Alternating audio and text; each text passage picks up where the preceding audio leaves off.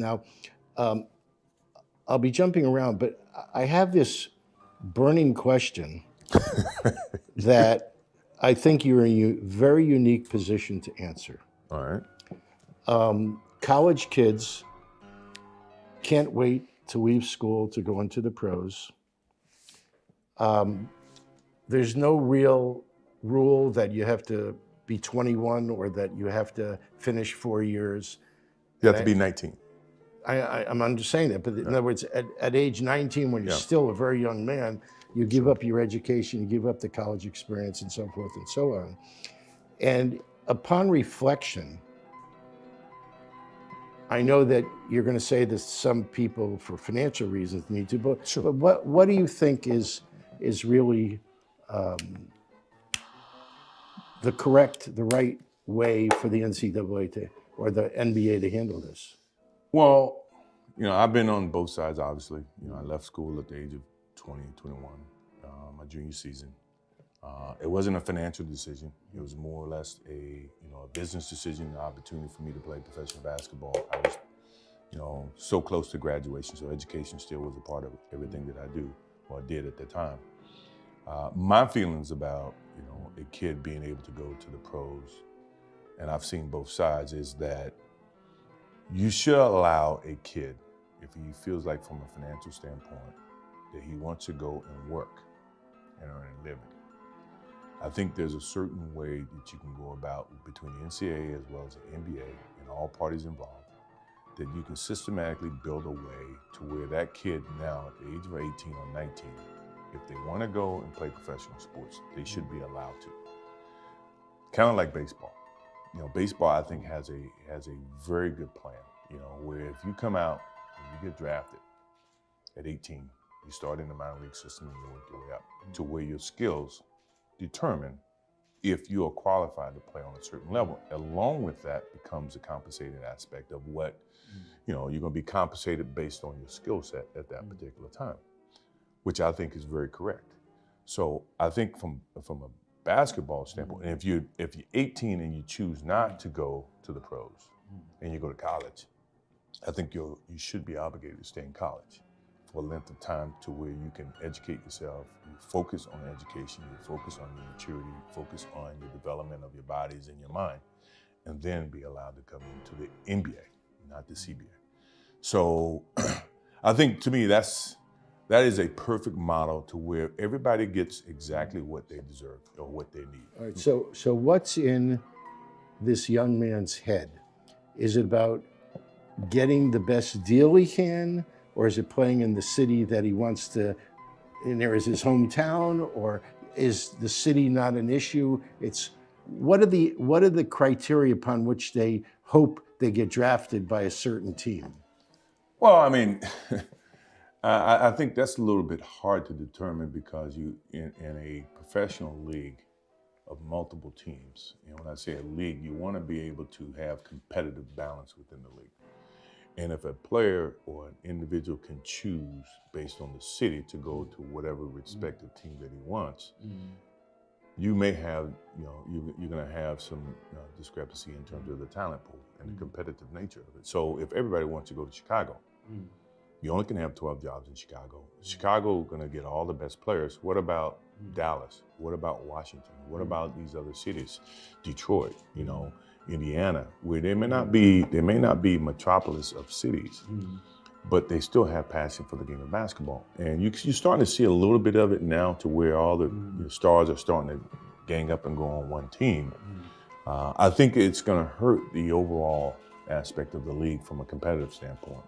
And you're going to have just one or two teams that's going to be great, and then the other 28 teams are going to be garbage, or they're going to have a tough time surviving in the business environment. So what role, positive or negative, does an agent play in helping the young man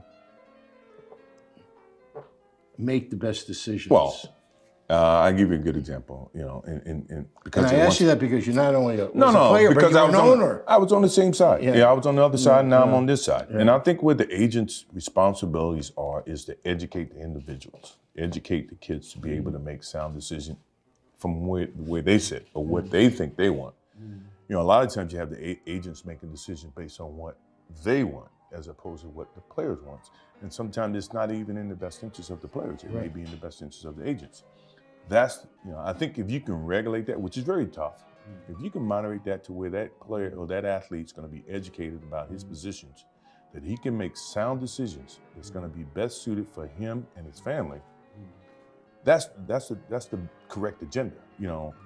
My agent, when I came out of college, I had obviously I was in college for 3 years, Coach Smith, my parents taught me, right from wrong, taught me to understand and listen and learn.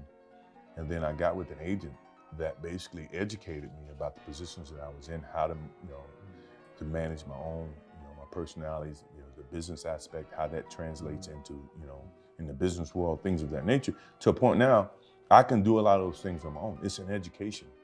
I lived an education. I went through an education based on, how my life was, was lived.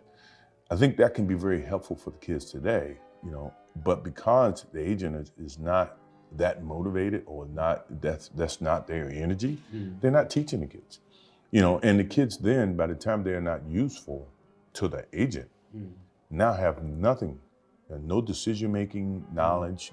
A lot of times they may end up broke, they mismanage their money. You can avoid some of those problems, especially when you talk about the kids are skipping college and going to the pros. Where are they gonna get that education from? The best the best support system they have is the agent. So if the agent's not gonna educate them, you tell me they're gonna learn, the pros and cons about being independent and being able to manage their own finances. So when they're not represented by that agent, or they're out of the game of basketball, out of the game of football, can they still articulate and make decisions that's, from a business sense? I think that's one of the major issues. You see a lot of players who, when they retire, they have no money. They've mismanaged their money. They have In all sports. in all sports, not just basketball, football, baseball, whatever. So you talked earlier, you mentioned about the competition between cities, and it's a sort of a dual question.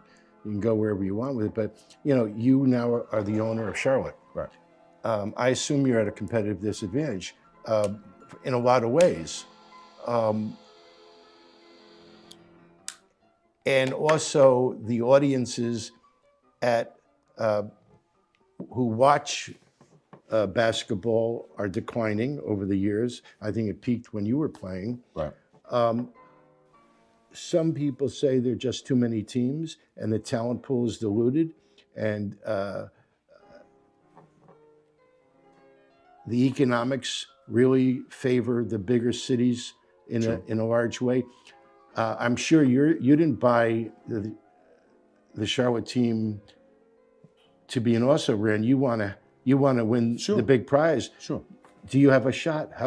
How can you develop your team to become a winner? Well, I being think from Charlotte. Yeah, well, it takes a lot of work, which I'm not afraid of. It takes a lot of, forwardly thinking, seeing good talent, nurturing new talent, developing new talent. One of the biggest issues we do have is we're not a Chicago, we're not a LA. So you have to create a culture, a winning culture, and you got to be able to connect that basketball team to the support system within that community. One of the biggest reasons why I bought the team initially, well, I felt the team was under preserved, under operated because they were not connected to the community. Charlotte led the league for 10 years. When they first came into the league, led the league in attendance for 10 years, which was a huge economical, support for that city. And the talent pool followed that. They had good teams that went to the Eastern Conference Finals. They won 50 games. They had potentials of winning. And they got lost in the transition when Charlotte moved to New Orleans. Charlotte was without a team. Then you had an owner come in who was not from North Carolina, did not understand, and we're good friends. Bob Johnson and I are very good friends, and we talk about this and we understand the difference in terms of how things has transpired since I've taken ownership and since he was owner.